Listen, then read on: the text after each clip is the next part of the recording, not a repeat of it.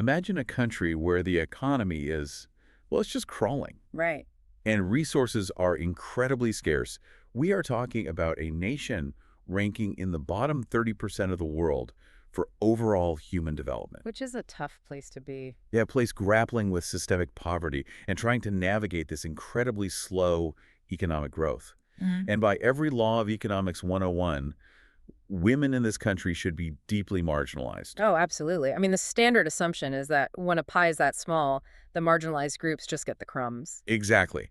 But they aren't getting the crumbs. In fact, this struggling nation doesn't just do, like, okay, on gender equality, it is actually beating the global average. Which completely shatters the traditional geopolitical playbook. It really does. Because, the underlying theory taught in development economics is almost always linear. It's like first, you secure national wealth, and then, only then, you can afford the quote-unquote luxury of social equality. Right, the trickle-down social justice idea. Exactly. But the data we're looking at today proves that parity isn't strictly tethered to the size of a nation's bank account. Welcome to the Deep Dive. We are thrilled to have you with us. Today, we are looking at a stack of research that, honestly, it forces us to rethink everything we know about wealth, progress, and fairness. It's a massive reality check. It is. Our mission today is to unpack the Honduras Human Development and Gender Equality Special Research Report. Covering 1990 to 2023. Yeah, 33 years of raw statistics. We want to figure out how Honduras achieved this incredibly high equality at such low development levels. And as we dig into this, we really have to keep a critical eye on the mechanisms behind these numbers. Like, how did they pull this off? What's the secret sauce? Right. What does this paradox teach us about our own biases regarding wealth? And we also need to ask the difficult questions. Which are? Like, what darker economic realities might this statistical equality actually be masking? Because data, no matter how optimistic it looks on a chart, it always has a shadow. Okay, let's unpack this. Before we get to the gender paradox, we really need to lay out the map. Lay the groundwork. Yeah, establish the global coordinate system so you, listening right now, know exactly where Honduras stands in the grand scheme of things. Let's look at their baseline. Right, their baseline Human Development Index over this 33-year period. So the Human Development Index, the HDI, it's essentially the United Nations gold standard for measuring a country's progress. It's a big one. Yeah, it moves beyond just looking at GDP. It rolls life expectancy, education access, and per capita income into a single composite score. And the trajectory for Honduras here is actually, well, it's a story of undeniable objective improvement. It really is. Like in 1990, their score was sitting around 0.516. Fast forward to 2023, and they've climbed to 0.645. Which is solid. It's a 25% increase over a single generation. And looking at the research, that specific jump officially transitions them from the low human development category into the medium tier. And we cannot gloss over what a 25% jump actually means in human terms. Right. It's not just a line on a graph. Exactly. It's so easy to see a line go up and forget the mechanics of it. That growth represents hundreds of thousands of infants surviving their first year of life who historically would not have. Wow. Yeah. It represents physical school buildings being constructed in mountainous rural areas where, none existed before. The real tangible stuff. The slow, grinding expansion of basic electricity and clean water. Life for the average Honduran in 2023 is objectively better, longer, and healthier than it was in 1990. But the global context is where this story gets really complicated. Yeah, the moving target. Right, because the world average HDI in 2023 is significantly higher. It's at 0.756. So despite 3 decades of climbing, Honduras is still lagging behind the world average by 0.1 points. Still a big gap. And when you look at the global rankings, out of 203 countries and territories measured, Honduras sits at 147. Meaning roughly 72% of the planet performs better? Exactly. And if you trace their ranking historically, you hit the absolute crux of the global development challenge. That's the frustrating part. Yeah. In the year 2000, Honduras ranked 127th in the world. Today, they are 147th. So their absolute score went up significantly. But their relative rank plummeted. It's like training all year to shave 20 minutes off your marathon time. You put in the work, you run your personal best, you cross the finish line celebrating. But then you look around. Yeah. You realize you're still at the back of the pack because the race organizers suddenly changed the route, or the rest of the runners just got faster shoes. They all bought the carbon-plated shoes. Right. You're running better than ever, but the finish line moved. The rest of the world industrialized faster. That is the perfect way to visualize it. Global development is just a moving treadmill. Honduras has been jogging, making steady, commendable progress. But everyone else is sprinting. Exactly. Emerging economies in Southeast Asia or Eastern Europe have been sprinting. They integrated into global tech supply chains, or they massively scaled their manufacturing, Leaving others in the dust. So for a Honduran policymaker or just an everyday citizen, there is this immense psychological toll. You are doing the work, but the ladder keeps getting pulled up. Think about your own career or industry for a second. Have you ever had a year where your skills improved? You hit all your targets, but the industry standards shifted so dramatically. Like with AI right now. Yes, perfect example. AI changes the game, and you end up feeling further behind than when you started. It is this incredibly frustrating paradox of progress. It creates a pervasive narrative of national stagnation. Even when things are getting better. Right. When your citizens look at their smartphones and see the standard of living in sprinting economies, that 25% domestic growth feels invisible. But this overall struggle, this context of being stuck at the back of the marathon pack, is exactly what makes their achievements in gender parity so astonishing. It's the big plot twist of the data. Which brings us to the anomaly that sparked this entire deep dive. If their overall development is ranking 147th, you would naturally assume their gender equality metrics would be sitting right there in the basement with it. Just dragging along at the bottom. But they aren't. Not even close. To measure this, we look at the Gender Development Index, the GDI. And how does that differ from the regular index? So if the standard index measures overall human progress, the GDI measures how fairly that progress is distributed between men and women. Okay, got it. A perfect score of 1.0 means absolute flawless synchronization between the sexes in health, education, and living standards. The global average right now is roughly 0.955. So as a planet, we are falling short of true parity. We've got work to do. But Honduras is sitting at a staggering 0.964. They are explicitly beating the world average. It's just wild. Out of 194 countries measured for this specific gender metric, Honduras ranks 103rd. Overall rank 147, gender rank 103. We really need to pause and look at the structural mechanics and why that is so surprising. Why does it break the rules? Well, historically, sociological models suggest that a society requires surplus resources to ensure equal distribution. You need a big pie to share it fairly. Exactly. The logic is brutal but simple. If an impoverished farming family only has enough capital to send one of their 3 children to school, patriarchal norms dictate that the investment goes to the son. Right, because he's seen as the breadwinner. The boy is the future earner, the one who will carry the family name or do the heavy agricultural labor. Therefore, poor countries should, theoretically, have massive, gaping chasms between male and female development. And yet, Honduras ranks 147th in having resources, but 103rd in distributing what little they have equally. They are heavily resource-constrained. But they've somehow built a societal framework where that incredibly small pie is sliced with remarkable fairness. It completely upends the idea that gender parity is a luxury add-on that you purchase once your GDP reaches a certain threshold. It proves that parity is a structural choice. A choice, yeah. It is a matter of policy, cultural messaging, and targeted resource allocation. But, to understand how a nation with such a low overall development score achieves this, we can't just look at the top-level number. So you have to get granular. We have to look at how this plays out in the lives of the current generation. And the clearest window into that generational shift is the education data. The research report breaks this down into 2 very distinct measurements, and the contrast between them is fascinating. The stock versus the flow. Right. We have the expected years of schooling versus the mean years of schooling. Let's define the difference, because it tells a story of a society in massive transition. Go for it.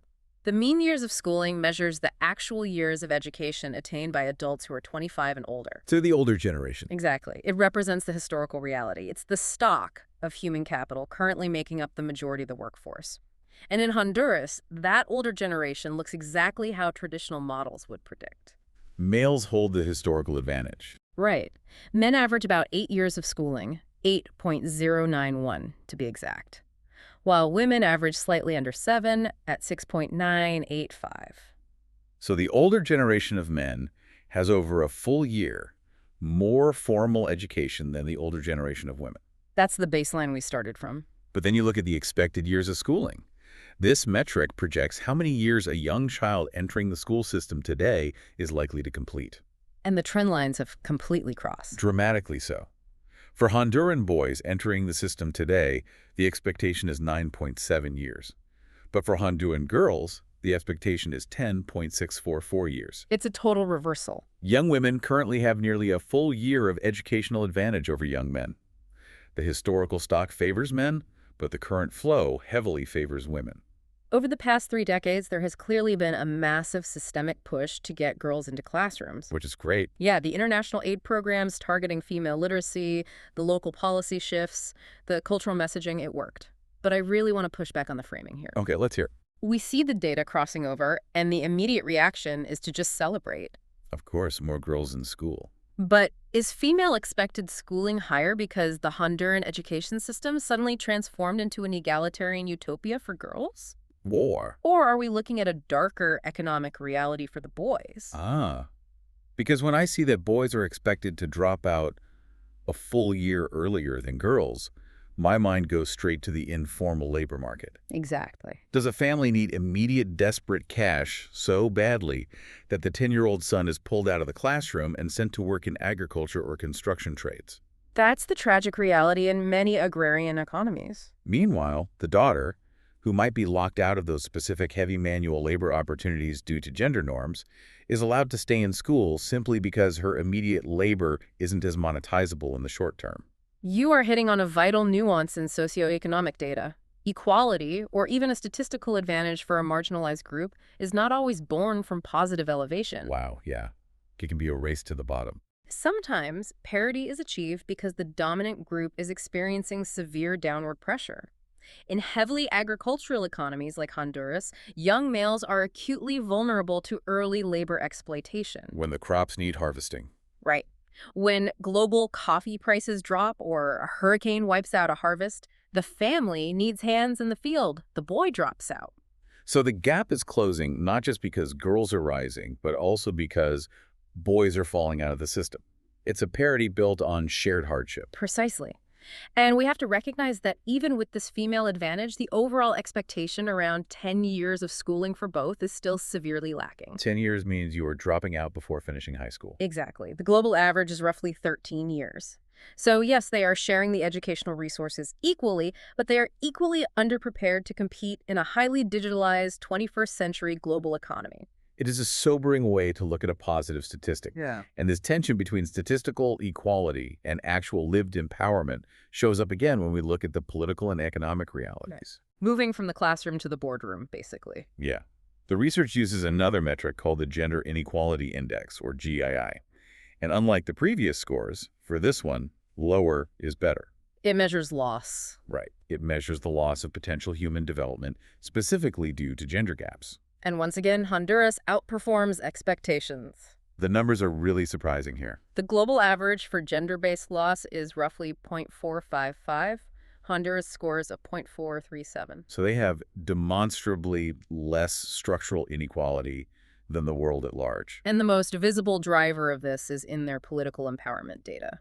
The numbers regarding female representation in government are wild. If you rewind to 1998, women held less than 10% of the parliamentary seats in Honduras, 9.4% specifically. Pretty standard for the era. By 2010, that climbed.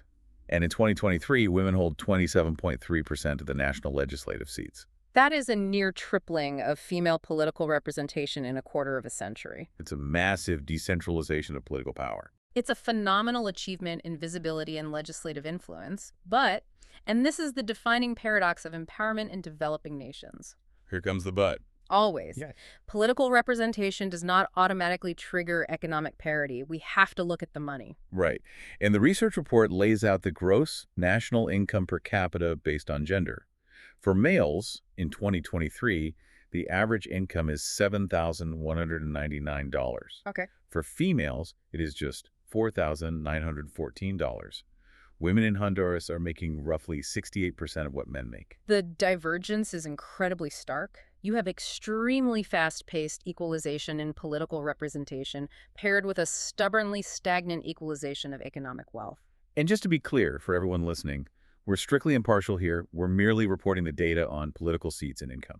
Absolutely. The data simply reports the reality. It doesn't endorse a specific political party strategy or a particular economic ideology. If you're just looking at the math. But the mechanism behind this gap is universal across much of the developing world. It really paints a vivid picture of everyday life. You might turn on the television in the capital city and see female lawmakers leading debates, passing legislation, and demonstrably fracturing the political glass ceiling. The political voice has been amplified. But when you walk down the street to the local markets or look at the bank accounts of the people in the streets, the power hasn't shifted nearly as much. Because the labor force participation rate remains deeply skewed. How so? Well, while more women have entered the formal economy over the last 30 years, a massive portion of female labor in Honduras is still trapped in unpaid domestic care work. Ah, the invisible labor. Exactly. Or they are participating in the lowest paying, most precarious tiers of the informal economy. Like street vending. Street vending, domestic service, piece rate textile work. The cultural expectation that women handle the vast majority of childcare and elder care restricts their ability to work the long, inflexible hours required in the higher-paying formal sectors. So if economic parity is severely lagging, and the education data is this complex mix of female progress and male dropout rates, we're left with a massive question. What's holding the index up? Right. What is the heavy lifter? What is the fundamental bedrock driving Honduras's incredibly high gender equality score? Because it has to be coming from somewhere. It comes down to survival, literally. Okay, unpack that. If you want to understand the Honduran paradox, Yeah. you have to look at their triumph in maternal health. This is the bedrock of their statistical success. The maternal mortality ratio. Yes. This measures the number of mothers who die due to pregnancy or childbirth-related complications for every 100,000 live births. And the historical data here is harrowing. In 1990, Honduras had an MMR of 156.4. It was a full-blown public health crisis. And we can trace the deliberate, systematic dismantling of that crisis through the decades. The numbers dropped so fast. By the year 2000, they brought it down significantly, and the 2023 data shows it has plunged to 71.8 deaths per 100,000. That is a massive 54% decrease. Let's contextualize that against the rest of the world. Okay. The global average for maternal mortality in 2023 is 216.1. Think about that. Yeah. Honduras, a country ranking 147th in overall human development, a country struggling with poverty, has a maternal mortality rate that is roughly 3 times better than the global average. They are outperforming their economic weight class by an order of magnitude. It's incredible. And this wasn't an accident. This was the result of incredibly targeted, highly operationalized public health policy. How did they do it? They didn't just throw money at hospitals in the capital. They recognized that the crisis was in the rural, mountainous regions. How exactly do you operationalize that when you don't have a massive federal budget?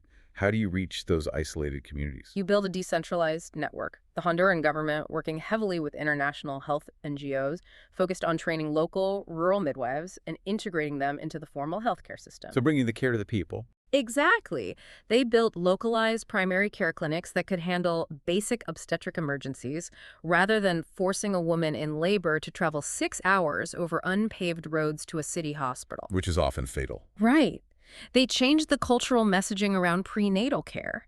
It was a masterclass in stretching limited resources to target a specific, highly vulnerable demographic. And we really need to dig into the ripple effects of this, because saving a mother's life is not just a singular medical victory. It's an economic earthquake. It is. The multi-generational compounding effect is staggering. Absolutely. The maternal mortality rate is often considered a proxy indicator for the overall health of a health system, but its direct impact on poverty is profound. Because of what happens to the family. Yes. When a mother survives childbirth, her existing children are statistically much more likely to stay in school. Especially the daughters. Particularly her older daughters, who are usually the first ones pulled out of the classroom to take over childcare duties if the mother dies. That is a massive point. If the mother dies, the 12-year-old sister becomes the new mother. Her education ends that day. Exactly. Furthermore, the household retains its primary caregiver and often a vital secondary income earner. It keeps the family afloat. The sheer societal stability created by cutting maternal mortality in half cannot be overstated. By directing their limited national resources specifically toward maternal health infrastructure, Honduras yielded the most profound demographic dividend possible, It kept families in jack. which in turn kept girls in school, which in turn drives up that gender equality index. It is the ultimate proof that policy choices matter. Even when the national treasury is running on fumes, a government can choose to protect its most vulnerable populations. It's a huge win. It is a massive cause for celebration. And you knew the but was coming, The data never lets us stay comfortable for long. right? Because we have been talking about averages. We have been talking about how men and women relate to each other on average, but averages can be incredibly deceptive. They hide the extremes. Exactly. If I have $1 million and you have $0, on average, we are both half millionaires. But you are still starving. Which brings us to one of the most sobering metrics in the entire report. The Inequality-Adjusted Human Development Index, or IHDI. This one is rough. The UN created this metric because they realized that boasting about a high national average means nothing if all the wealth and health is hoarded by the top 1%. So the IHDI takes the standard human development score and actively penalizes it. It discounts the score based on how unequally those achievements are distributed across the actual population. A reality check on the data. And this is where the Honduran reality hits a brick wall. Their standard score is 0.645. But when you apply the inequality adjustment, the score plummets to 0.496. That drop represents what economists call the overall loss. And the percentage is huge. Honduras loses 23.1% of its total human development potential entirely due to internal inequality. It is a massive structural tax on their national progress. And the research breaks down exactly where that loss comes from. Roughly 9.9% of the loss is due to inequality in life expectancy, meaning access to quality health care is highly uneven depending on your zip code. Right. Urban versus rural? About 21.6% of the loss is from education inequality, which highlights the massive gap in school quality between the wealthy urban centers and the agrarian rural mountains. But the biggest driver. The biggest driver, by far, accounts for 35.6% of the loss, and that is income inequality. So when we synthesize all of this, what does it actually reveal about the Honduran paradox? It reveals that income inequality is the ultimate bottleneck. We have spent this deep dive marveling at how narrow the gender gap is. And it is narrow. The data proves it. Men and women are developing at highly synchronized rates. But the gap between the rich and the poor, regardless of their gender, is an absolute chasm. I remember you used a fantastic visual analogy for this once before. The quicksand seesaw. Yes, that's the one. Imagine a perfectly balanced seesaw on a playground. You have men sitting on one side and women sitting on the other. They're at the exact same height. Perfect parity. Balanced. But the entire seesaw is slowly sinking into a pit of quicksand.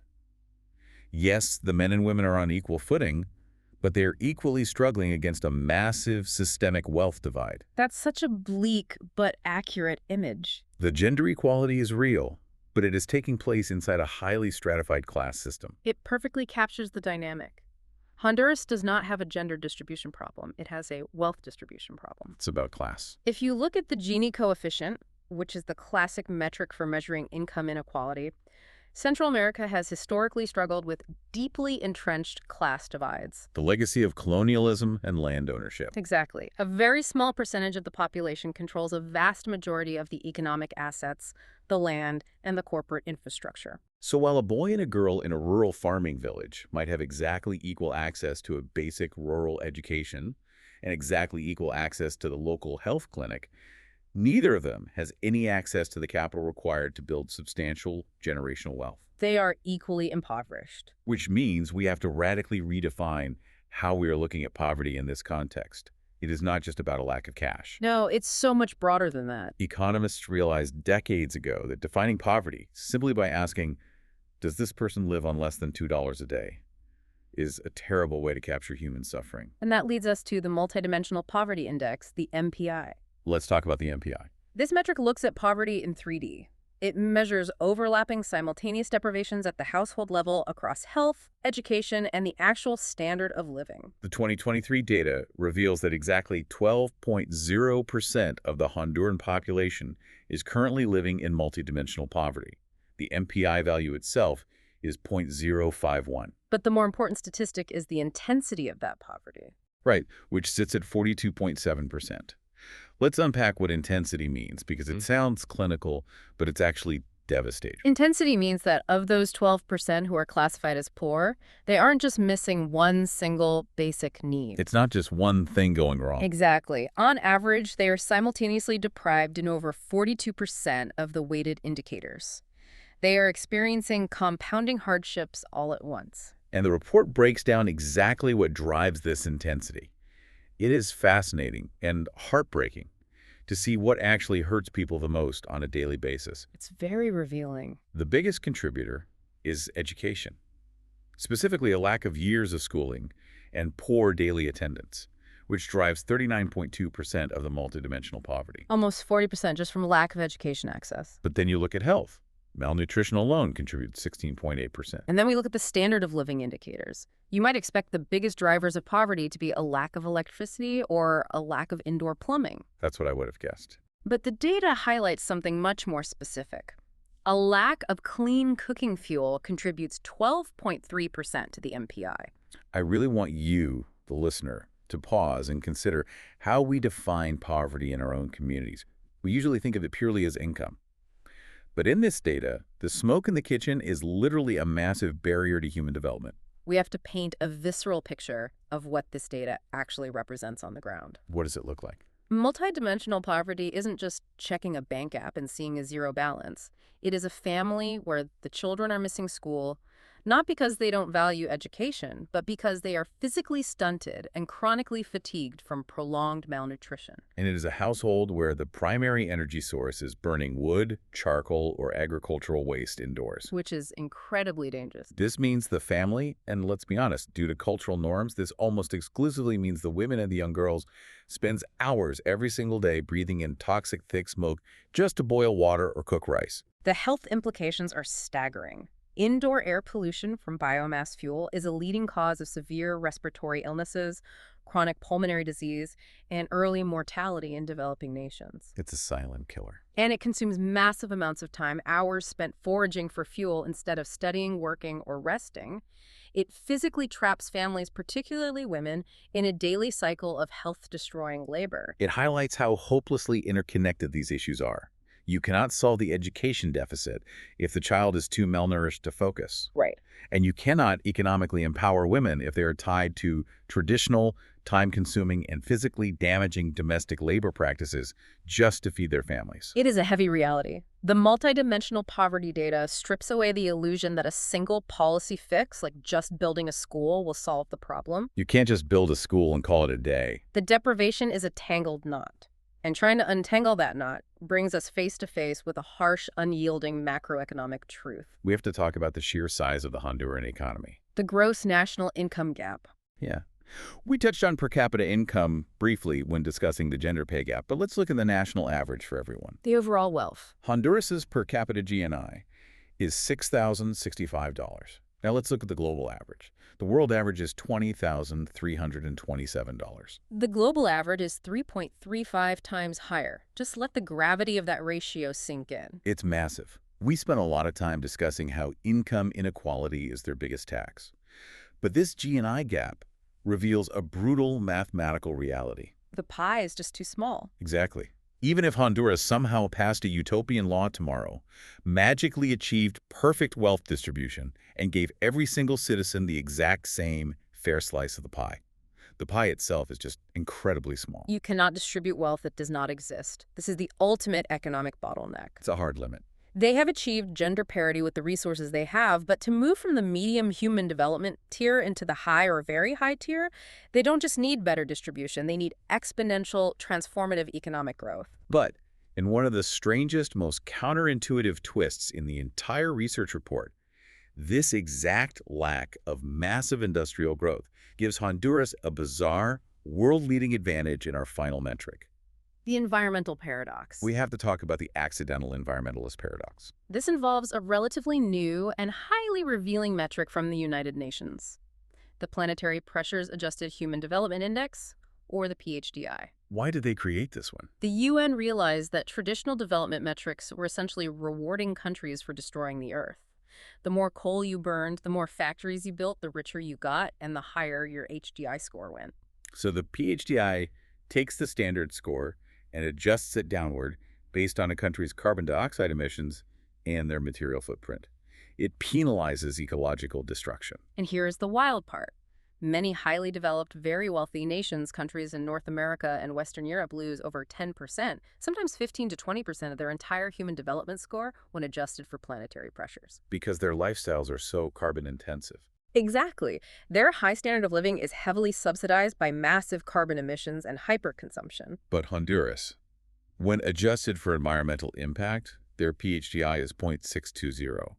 They only lose 3.87% of their score. Compared to the global average loss of over 10%. Right. Honduras's material footprint is incredibly low, and their carbon emissions are just 1.042 tons per person.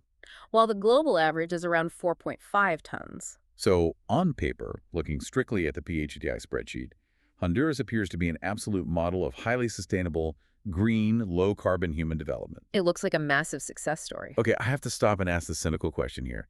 Is this active visionary green policy? Like, are they planning this? Yeah. Are Honduran lawmakers sitting around in the Capitol drafting cutting-edge eco-legislation to consciously build a green utopia? Or is this just passive sustainability? Because they simply lack the heavy manufacturing base, the concrete plants, and the consumer wealth that causes high emissions in the first place. If we look closely at the macroeconomic indicators and the history of Central American development, it is almost certainly the latter. Yeah, that makes sense. It is the fundamental dilemma of underdevelopment. They aren't burning massive amounts of fossil fuels for heavy manufacturing because they do not have a large, heavy manufacturing sector. They're not emitting carbon because they don't have the factories to emit it. Right. They have a low material footprint, largely because their population lacks the purchasing power for single-use plastics, fast fashion, and hyperconsumption. So they are accidental environmentalists. Yeah. They're green by default, not by design. Exactly. But while it might be accidental, it presents a profound philosophical and strategic challenge for their future. Think about the roadmap. Where do they go from here? Honduras is desperately trying to break that economic bottleneck. They need to triple their GNI just to catch up to the current global average. But how do they do that without destroying their PHDI score? Right.